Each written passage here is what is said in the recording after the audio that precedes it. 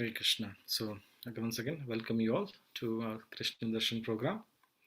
So, today we'll be discussing from the 16th chapter of Krishna book, which is the chapter is titled Subduing Kāliya. So, last chapter was about killing Dhenukasur. So, Krishna, particularly not Krishna, but mostly Balram, he killed Dhenukasur, and Krishna killed some of the other donkey demons. So after killing Dhenukasur, the boys and the cows, they were roaming in the forest. And one day, and actually in the chapter, it is described that Krishna used to, he liked Vrindavan so much. He used to go, for to various parts of the Vrindavan with his friends, sometimes with the cows. Sometimes it used to just go by himself. And one day, while was going with his friends, some of the friends they drank one water from one of the part of Jamuna, the river Jamuna, and they felt very sick, so sick that actually they almost died. They actually died. And Krishna he brought them back to life. And Krishna understood that actually there was a poison in this water. So then Krishna to he doesn't like any trouble to his devotees. Krishna never likes any trouble to his devotees. For purification, those devotees who are taking longer to go back to Godhead, for their purification, Krishna sometimes deliberately gives trouble. But those purified devotee, those surrendered devotee, he never gives any trouble. So anyway, he he didn't like his friends getting in trouble. So he wanted to rectify the whole situation. So one day he went to the exact place where they drank the water, and Krishna knew there is one very giant serpent called Kāliya. He was living at that particular part of Jamuna. So it mentions here that there was a. So the story starts when Parikshit Maharaj, he was narrated this story, and Shukdev Goswami says that Krishna went there and he killed Kali, sorry, he subdued Kaliya, and the water was purified, and then the story goes on. But Parikshit Maharaj, he says, no, my dear Shukdev Goswami, I like to know more. I would like to know more. I like to know in detail the childhood pastimes of Krishna. Please tell me in detail. Uh, so here we get a very wonderful, teaching that we have to learn is that the eagerness of Parikshit Maharaj to know more about Krishna. Similarly, we should also have a eagerness to know more about Krishna. Shukdev Goswami just finished the whole story in 2 lines. Krishna went to the Jamuna, he subdued the Kaliya, and the water was purified, and everybody was happy, and he went to the next pastime. So Parikshit Maharaj stopped Shukdev Goswami. No, you tell me in detail how exactly it was done. Krishna killed this giant serpent, giant snake Kalia. How was it done? Uh, so, uh, in the assembly of, when we go and hear Krishna Katha, we should have that eagerness, that hunger to know more about Krishna. Uh, and actually, it is said, when we have a eagerness and hunger to know more about Krishna, then Krishna empowers the speaker to speak more about the pastimes. So this is the perfect combination. Parikshit Maharaj is a very qualified audience, and Shukdev Goswami is the very qualified speaker. And then looking at the eagerness of Parikshit Maharaj, Shukdev Goswami he narrates the whole story in detail. So this story is from Srimad Bhagavatam 10th canto. So Shukdev Goswami then he says that yes, Parikshit Maharaj, I'll tell you the story in detail. So what has happened that within the Jamuna there was a lake. Within the river there's a particular part of the river. Within the river there was a lake, and in that lake this serpent called Kalia used to live in there. And this Kalia was a very vicious serpent. So the snakes are anyway by nature they are very vicious, and they're very very angry. They just bite you even without any reason. Uh, so he was a very giant serpent, and he was living with his family, many wives, and an offspring, and he was living there, and he was so poisonous. The day and night, from his, he used to breathe, the poison, all the venom used to come out from his mouth. And it is said that the whole water was so much contaminated, with the poison, that sometimes it used to boil with the poison, and fumes used to rise, up in the sky. And the birds, if any birds flies over that part of the lake of the Yamuna, and if they manage to even get near to the fumes in the sky, the birds will die and fall into the snake or fall into the lake. And all around the lake, none of the vegetations were green. They were all dried up, they all died, and the whole place become very dangerous, absolutely inhabitable. No sane living entity can live there. So this was the condition. And Krishna, as it is mentioned here, that actually he comes to please his devotees and kill the demons and to reestablish the principles of religion. So here with the Kalia, he also wanted to please his devotee, and kill this demon. So one day Krishna, he decided that I have to rectify this situation.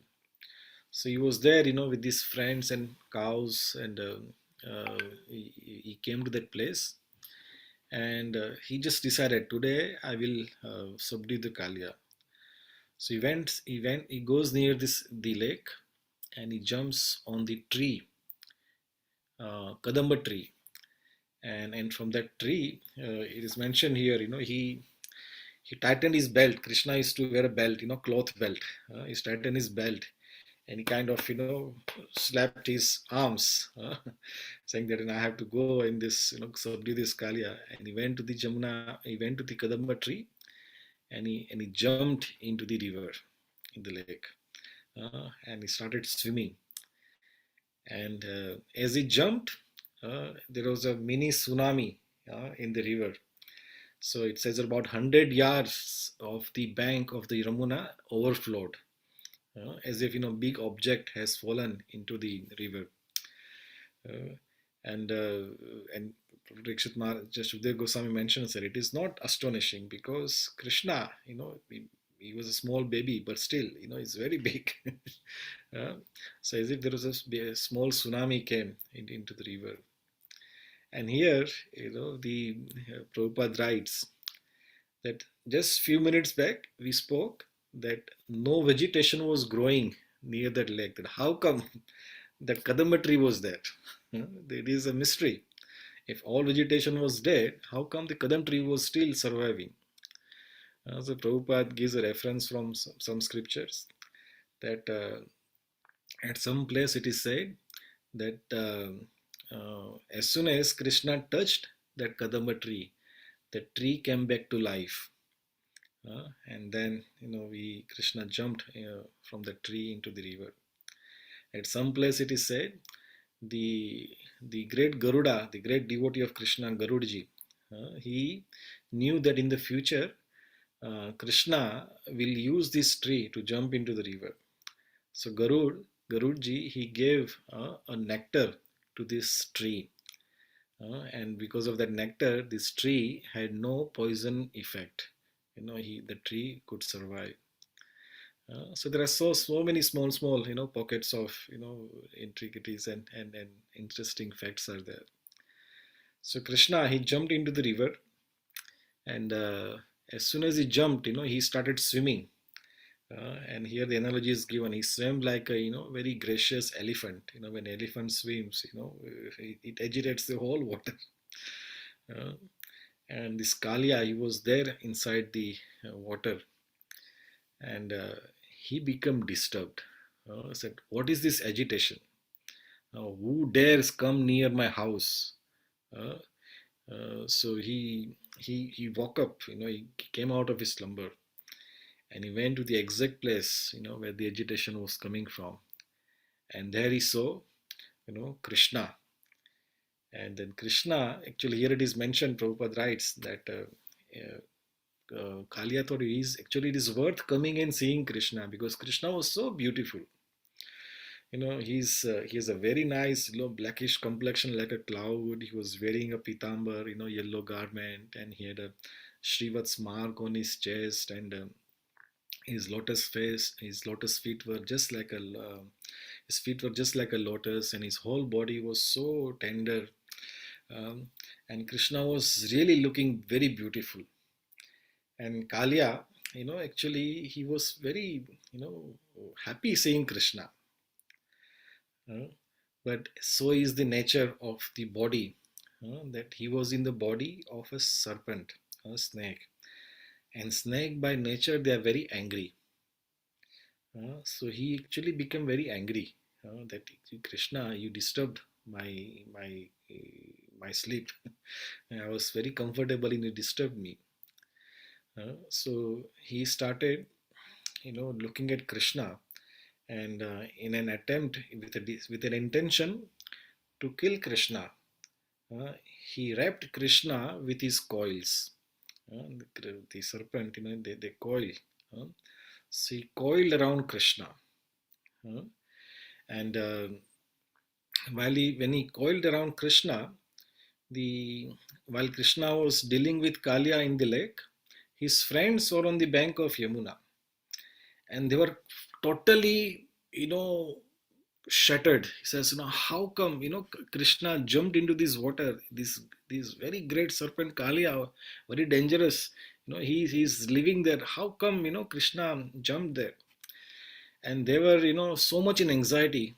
Some felt unconscious, they fell on the ground, and then the cows and the calf, they were, because everybody's in their life, their only property was Krishna.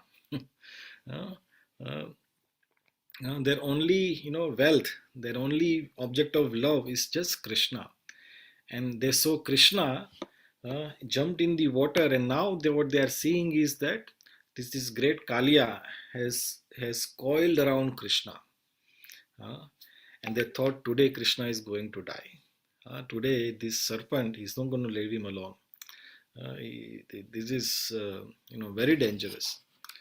And then the cows and a calf, they were just stunned. They're just looking, from the bank of the river. They're just looking at Krishna, and they couldn't move.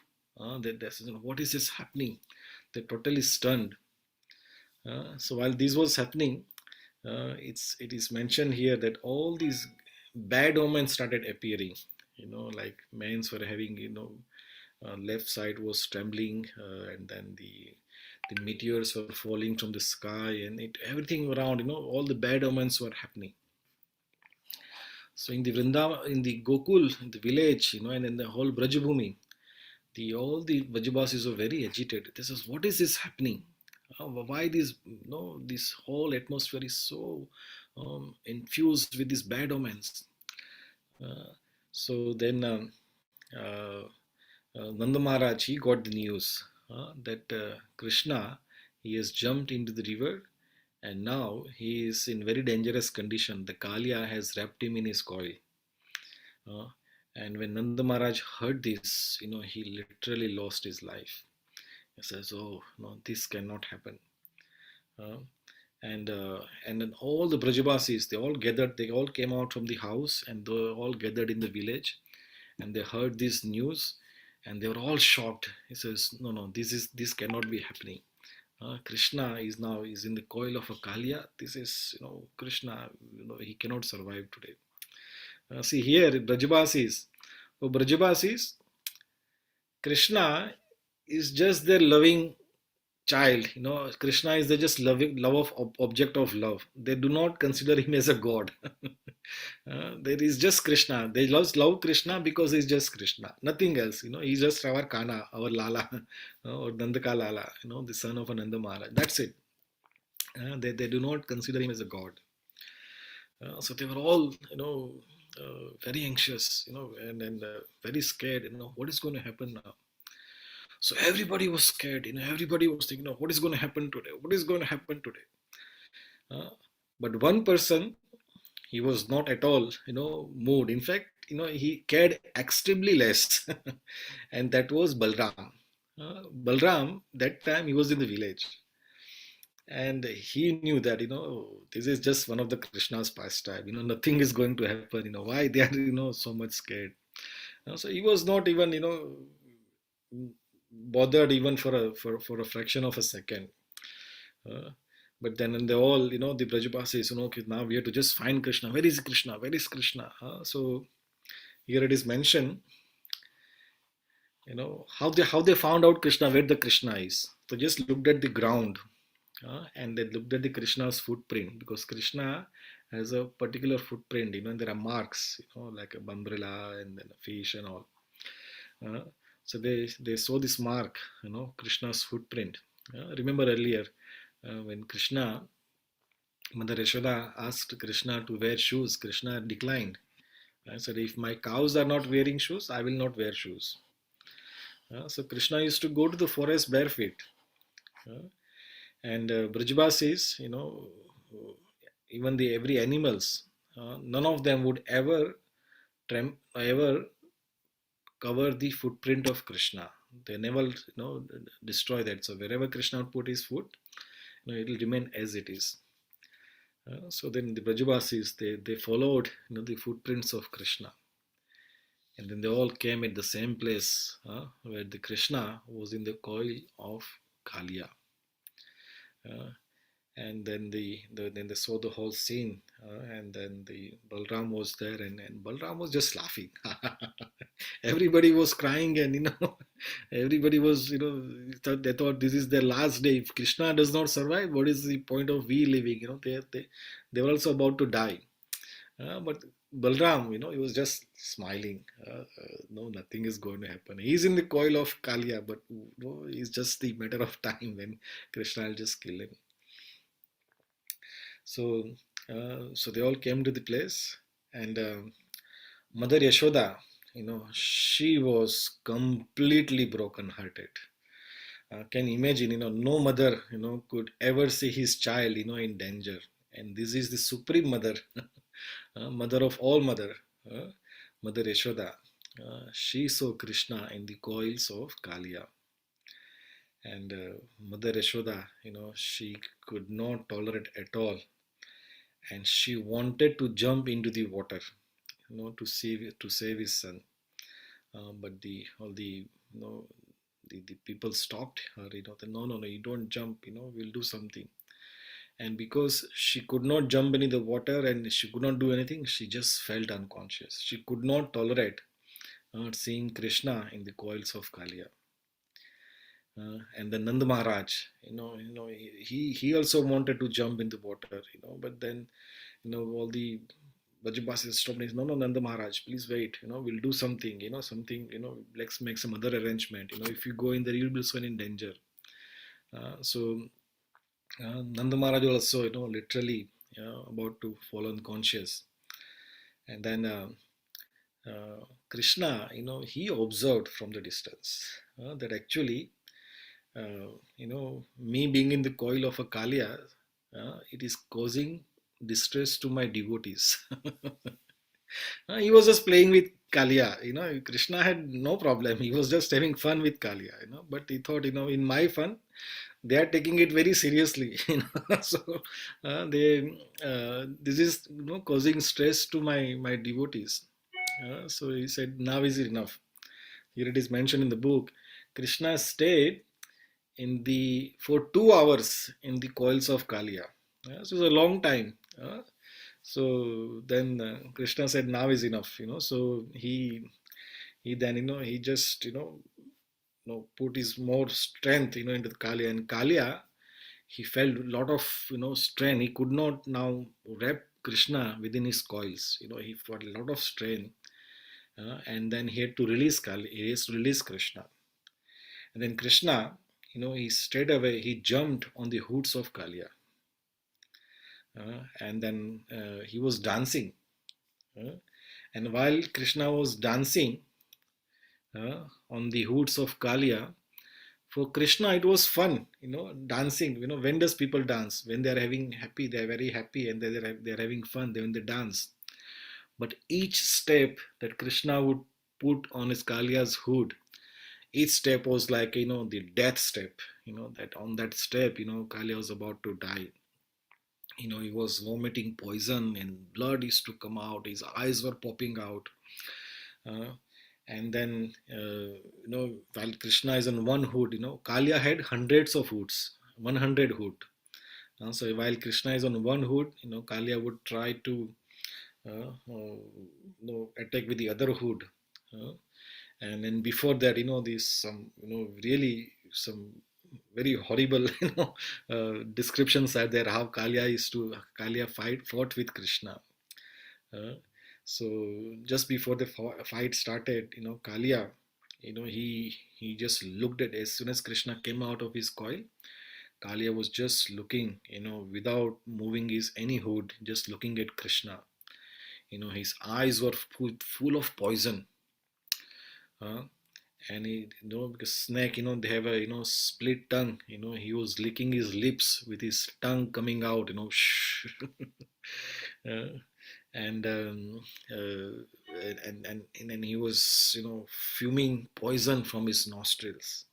Uh, and he was just about to attack Krishna with all his might. Mm. But then Krishna, he would just he would just attack Krishna with his one hood. Krishna would just walk around and immediately go on the other hood. So Kaliya was very very strong, very agile, but he could not cope up with Krishna. Then Krishna was dancing and dancing on his hoods. uh, so we saw this. Let's see this one nice picture. It's a very famous picture of Krishna dancing on the hoods of Kaliya. It's not a very good resolution, but you can get some idea. Hmm. So, Kaliya, for Krishna it was fun, but for Kaliya, it was very difficult, a very very painful condition. With every step of Krishna, Kaliya used to vomit blood. Hmm. And Krishna was dancing very nicely. And while this was happening, all the demigods started appearing in the sky. You know, Krishna, from he is the source of everything. There are expert dancers like Charanas and Siddhas and Vidyadhars and singers and all. Uh, they are the expert singers and dancers.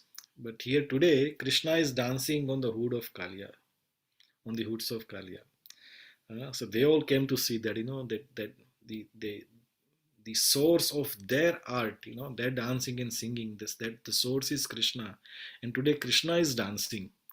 So they came, appeared in the sky, and started enjoying the dance of Krishna. Uh, and then Kaliya, slowly he was getting, he was losing all his strength. He was losing all his, he had no energy left whatsoever. Uh, and he was just about to die. Mm. So at that time, uh, Kaliya's wives, they appeared on the scene, and they started offering beautiful, beautiful prayers to Krishna. So let's read some of the paragraphs of prayers of this Nagapatnis. Uh, if let me get on the online so we can read it together.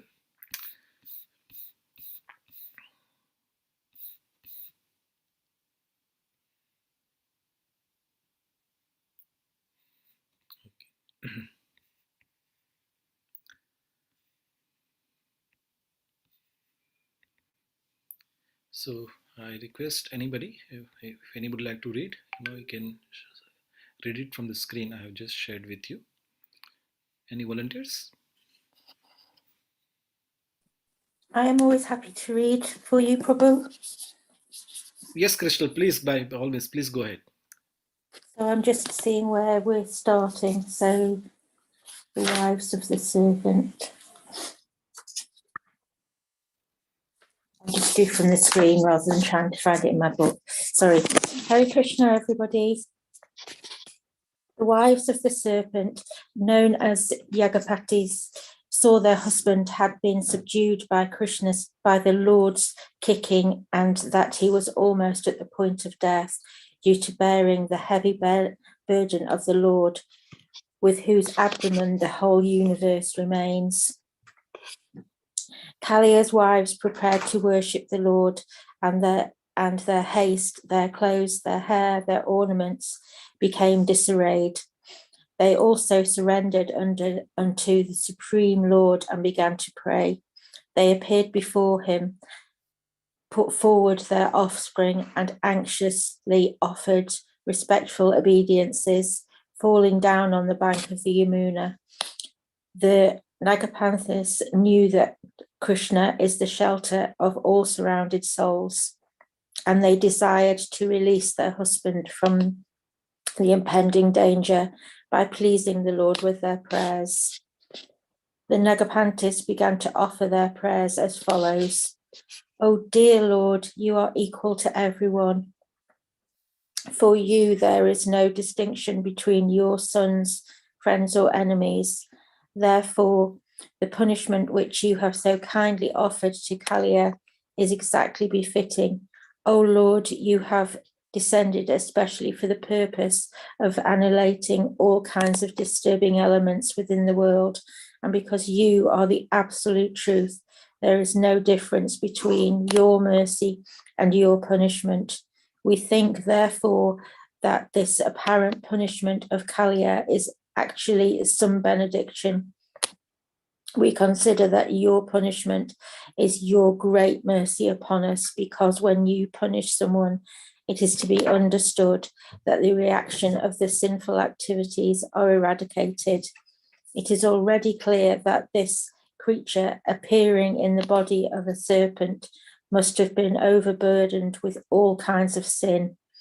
Otherwise, how could he have been the body of a serpent?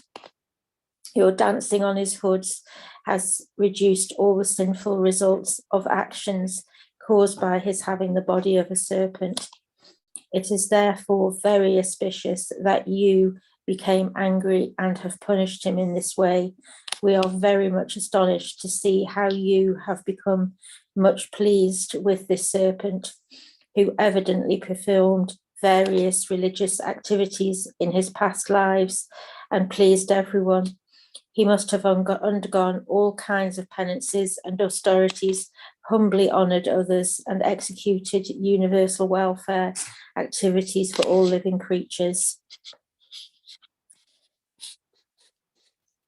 The Nagapanthas confirm that one cannot come into contact with Krishna without having executed pious activities and devotional service in his previous lives. As Lord Chaitanya advised the Sikh Sataka, one has to execute devotional service by humbly chanting the Hare Krishna mantra. Think oneself lower than the straw in the street and not expecting honor for himself, but offering all kinds of honor to others. The Nagapanthas were astonished that although Kāliya had the body of a serpent as a result of grievous sinful activities, at the same time he was in contact with the Lord to the extent that the Lord's lotus feet were touching his hoods. Certainly, this was not the ordinary result of pious activities. These two contradictory facts astonished them. Thus they continued to pray, "O dear Lord, we are simply astonished to see that he is so fortunate to have the dust of your lotus feet on his head. This is a fortune sought after by great saintly persons. Even the goddesses of fortune underwent severe austerities just to have the blessing of the dust of your lotus feet. To know it is that Kāliya is so easily getting the dust on his head. We have heard from authoritative sources that those who are blessed with the dust of your lotus feet do not care even for the higher post within the universe, namely the Lord Brahma, or the kingship of heavenly planets, or the sovereignty of this planet, nor do such persons desire to rule the planets from the earth, such as Tidaka, nor do they aspire for the mystic powers achieved by the yoga process, nor do the pure devotees aspire for liberation by becoming one with you, my Lord, although he is born in a species of life which is fostered by the most abominable mode of material nature, accompanied with quality of anger. This king of the serpents has achieved something very, very rare. Living entities who are wandering within the universe in a different species of life can very easily achieve the greatest benediction only by your mercy. Okay, Mataji, we'll stop here, Mataji. Thank you. Thank you. Hare Thank you, thank you so Krishna. much. Nice reading, Mataji. Wonderful. So here in these pages, the Nagapatnis. Naga means snake. In the Sanskrit word, Naga means snake. Patni means the wife. So they are called Naga, the wives of snake. So Nagapatnis. They are, now praying to the Lord. When the Krishna was just about to kill Kaliya, Kaliya had no energy left. And that time, the wives of the snake Kaliya came out, and then they started offering prayers to the Lord. And this half of the chapter, it is full of prayers of Nagapatnis. And they are beautiful, really, sweet prayers. Now, because of the lack of time, we cannot go through all the prayers. But the beautiful prayers are there. But just the highlight of this prayer is that the Nagapatnis, they are just petitioning to the Lord. My Lord, that that what you have done is absolutely fine. This snake was, he was very envious, very danger, very horrible. What you're doing is fine, because he's in snake body, because in the previous life he must have done so many sinful activity. That's why he's in the body of a snake, and you're rightly punishing him. Uh, but my lord, then the Nagapandits are saying, that we have heard from the authoritative source.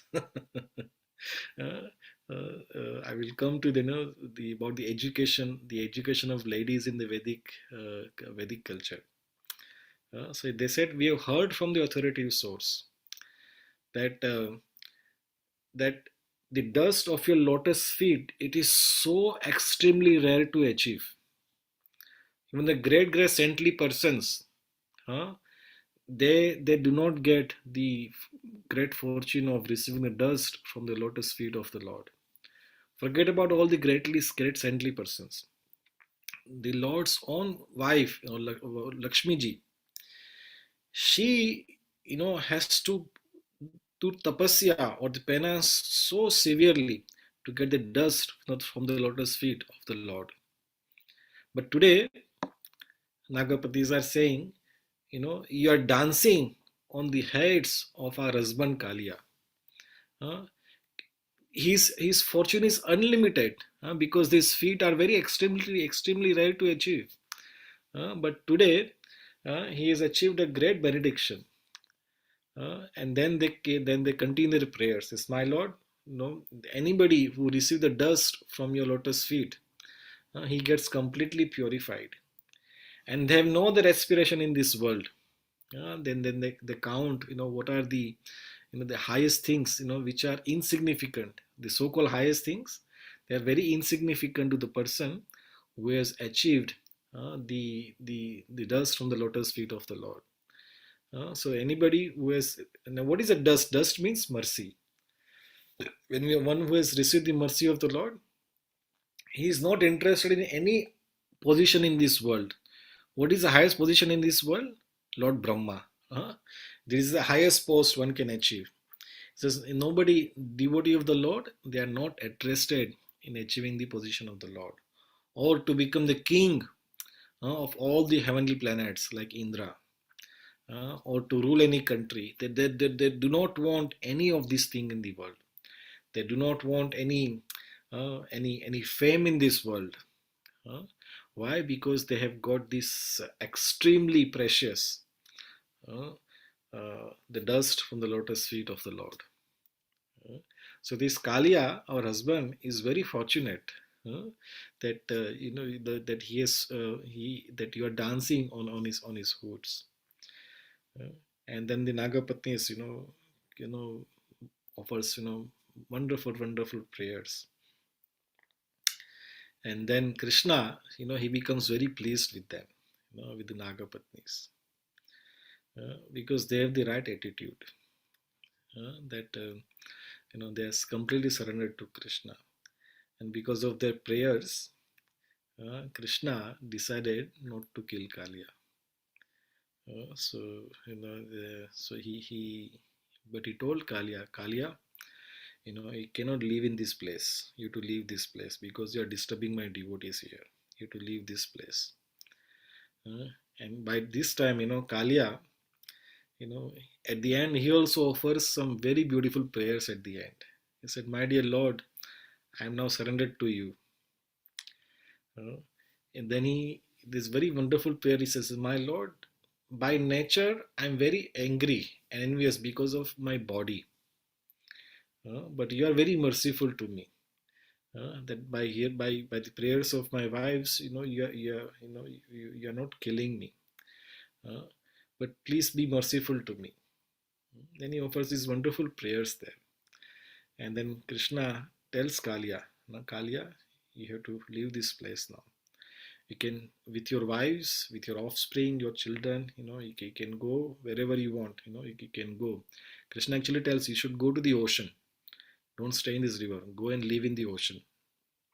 So Kaliya, he agreed. He said, "Yes, my lord, whatever you ask me." So he starts living.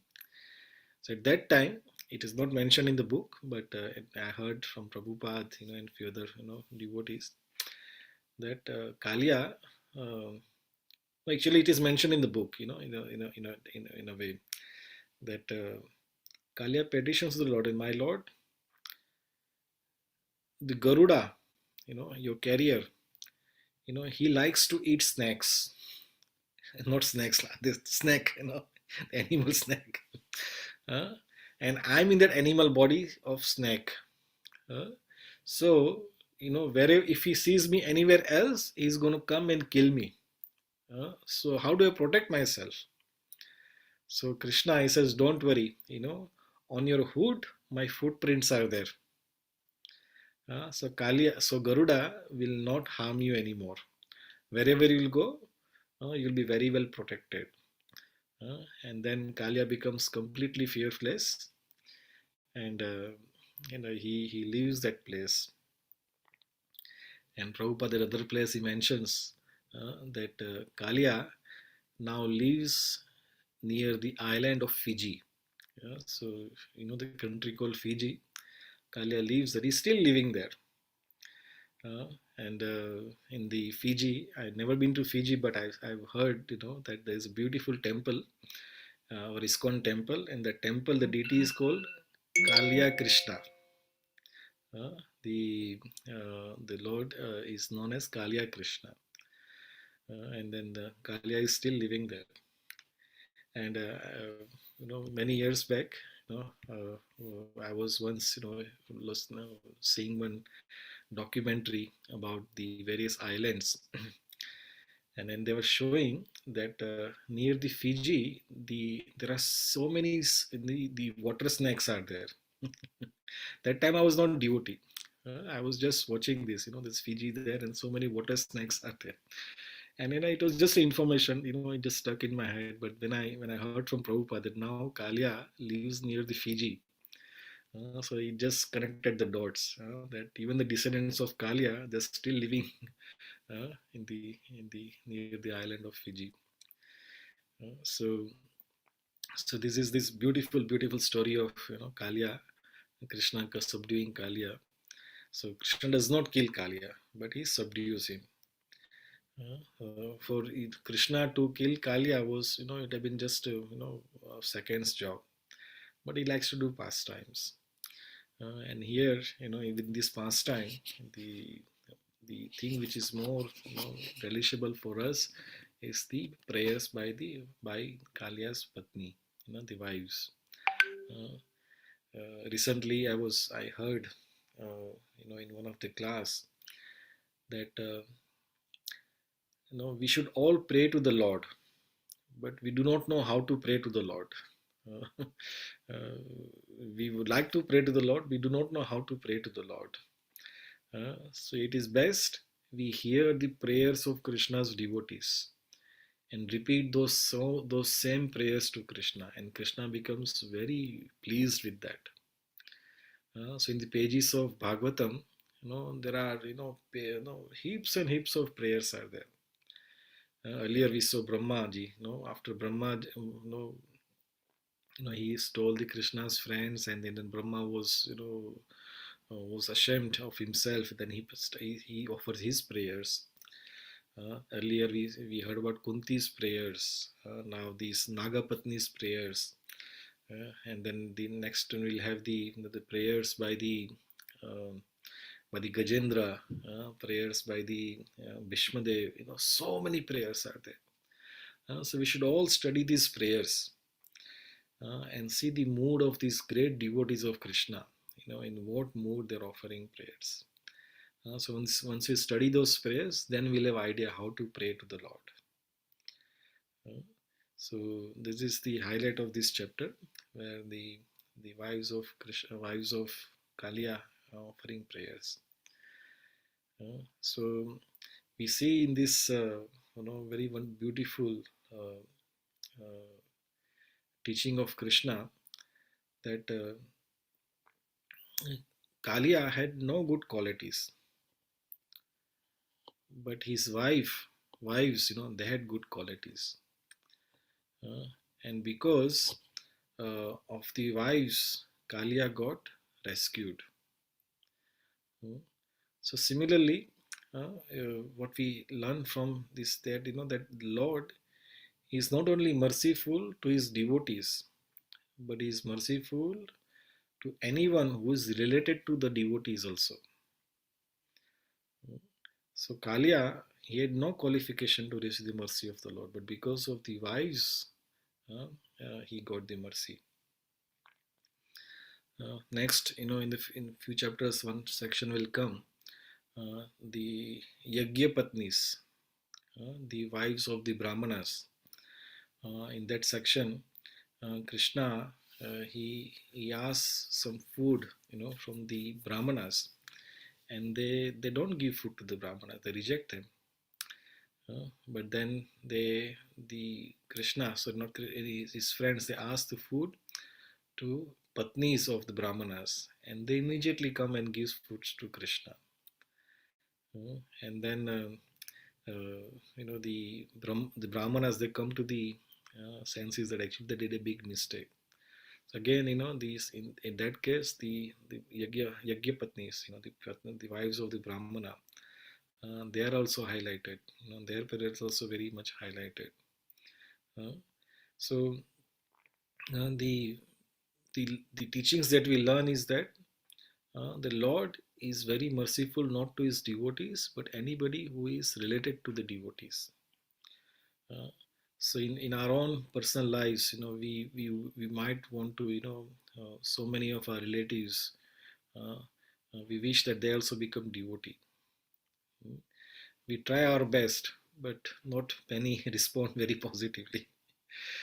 So what is the solution for that?